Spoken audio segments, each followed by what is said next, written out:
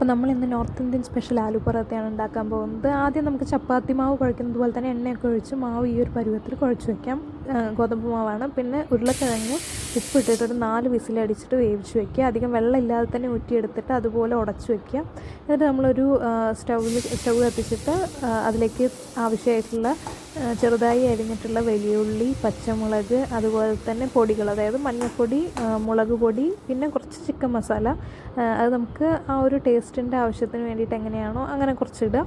എന്നിട്ട് അതിലേക്ക് ഈ ഉരുളക്കിഴങ്ങും ഉടച്ചു വെച്ച ഉരുളക്കിഴങ്ങ് ഒട്ടും കട്ടയില്ലാതെ ഇങ്ങനെ ആക്കിയിട്ട് നമുക്ക് അത്രയും സോഫ്റ്റായിട്ടുള്ളൊരു പരുവത്തിലാക്കി വയ്ക്കാം. എന്നിട്ട് നമ്മൾ സാധാരണ പോലെ തന്നെ ചപ്പാത്തി മാവ് പരത്തുക, പക്ഷെ ഉണ്ട കുറച്ച് വലുതാക്കി എടുക്കുക. അതാകുമ്പോൾ നമുക്ക് ഇതിൻ്റെ ഉള്ളിൽ ഇതേപോലെ ഉരുട്ടിയിട്ട് ആ ഫില്ലിങ് വെച്ച് ഇതുപോലെ തന്നെ നമ്മൾ കൈ ഉപയോഗിച്ചിട്ട് ഇങ്ങനെ അതിനെ ഒന്നൊരു പോക്കറ്റ് പോലെയാക്കി അതിൻ്റെ ഉള്ളിൽ വരുന്നത് പോലെയാക്കുക. എന്നിട്ട് നമുക്ക് അതിനെ തിരിച്ചു വെച്ചിട്ട് അധികം നമ്മൾ പ്രസ് ചെയ്ത് കഴിഞ്ഞ് വെച്ചാൽ അതിലത്തെ ഫില്ലിങ്സ് പുറത്ത് വരും.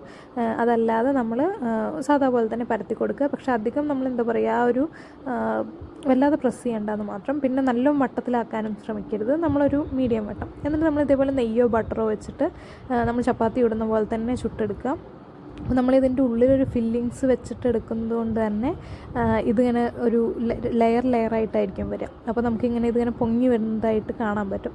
അപ്പോൾ നമ്മൾ 2 സൈഡിലും നെയ്യ് നമുക്ക് അതിനനുസരിച്ച് തന്നെ എത്രയാണോ ആവശ്യത്തിന് അതിനനുസരിച്ച് ആക്കി കൊടുത്താൽ കൂടുതൽ ടേസ്റ്റ് വരും.